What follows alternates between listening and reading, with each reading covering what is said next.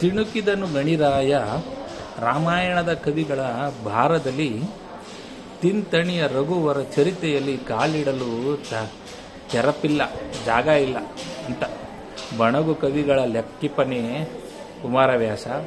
ಸಾಕೆಣಿಸಿದರೂ ಸುಖರೂಪನಲ್ಲವೇ ಕುಣಿಸಿ ನಗನೇ ಕವಿ ಕುಮಾರವ್ಯಾಸ ನುಳ್ಳಿದವರ. ಅಂದರೆ ರಾಮಾಯಣವನ್ನು ಬರೆದ ಅನೇಕ ಕವಿಗಳ ಭಾರವನ್ನು ಹೊರಲು ಕಷ್ಟವಾಗಿ ಆದಿಶೇಷನೇ ತಿಣುಕುತ್ತಿದ್ದನು. ಅಂದರೆ ಗಣಿರಾಯ ಪಣಿರಾಯ ಅಂದರೆ ತಿಣುಕಿದನು, ಪಣಿರಾಯ ಅಂದರೆ ಆದಿಶೇಷನೇ ತಿಣುಕುತ್ತಿದ್ದನು. ಶ್ರೀರಾಮನ ಚರಿತ್ರೆಯಲ್ಲಿ ಕಾಲಿಡುವುದಕ್ಕೂ ಜಾಗವಿಲ್ಲ. ಕುಮಾರವ್ಯಾಸನು ಕ್ಷುಲ್ಲಕರಾದ ಕವಿಗಳನ್ನು ಲೆಕ್ಕಕ್ಕೆ ತೆಗೆದುಕೊಳ್ಳುವನೇ ಹೇಳಿ. ಸುಖ ಮಹರ್ಷಿಯಂತಿರುವ ಅವನು ಉಳಿದವರನ್ನು ಕುಣಿಸಿ ನಗುವುದಿಲ್ಲವೇ ಅಂತ ಕುಮಾರವ್ಯಾಸ ತಿಳಿಸುತ್ತಿರುವುದು. ಧನ್ಯವಾದಗಳು.